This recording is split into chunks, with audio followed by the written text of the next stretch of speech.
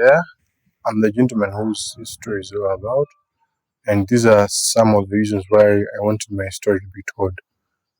First of all, I'd like to change the way people think about people like me, people who are diagnosed of schizophrenia and bipolar disorder.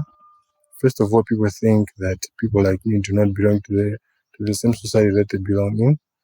They get to think that we're outcast and we do things abnormally all the time and we act out of our own will, which is not true because if one is taking medication and they follow what the doctors or the therapists have been telling them to do, they get to act in a normal way. So I believe that people should change their mindset and stop thinking that people with such conditions cannot behave or act just as these other people.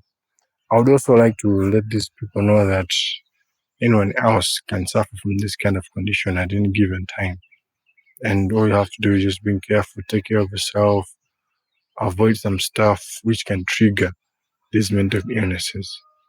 The reason why I believe that I was diagnosed with schizophrenia and I became sick was because of my dependence on alcohol. I started alcohol at a very young age, maybe of 13. That was in 2008 when I was in Form 3 at a certain secondary school. I want to mention it. You read it in the book, let me forget it. And after starting taking alcohol, it became a habit that I was feeling that I would not stop. But after a little while, after realizing that I was doing the wrong thing to myself, that's when I had to stop. But then it had already backfired. So I'm just urging the youth that if they think they can stop taking alcohol based on whatever reasons they have, this is one of the reasons.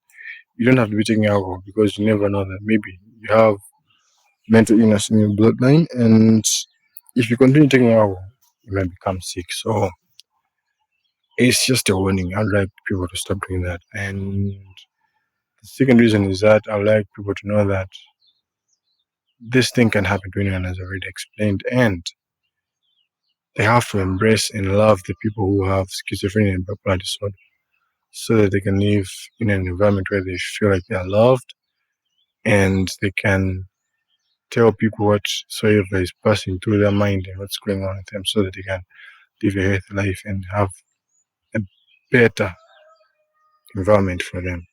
So basically, there are a lot of reasons, but then I couldn't just explain them all. But these are the main reasons why I had to explain, because as myself, a person who has been ill for a very long time, maybe it's been maybe almost like 12 to 15 years, but then I have faced so many difficulties. I have suffered in terms of my academics. I couldn't do well.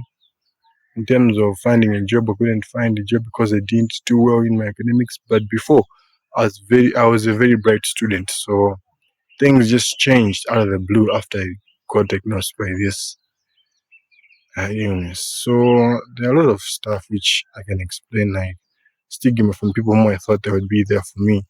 They wouldn't, because they'll be telling people, this guy is a crazy guy. You don't have to associate with him. Whatever he says is not a thing which you can trust or hear. I'll make a decision out of it. So yeah, basically, I'll just leave it here.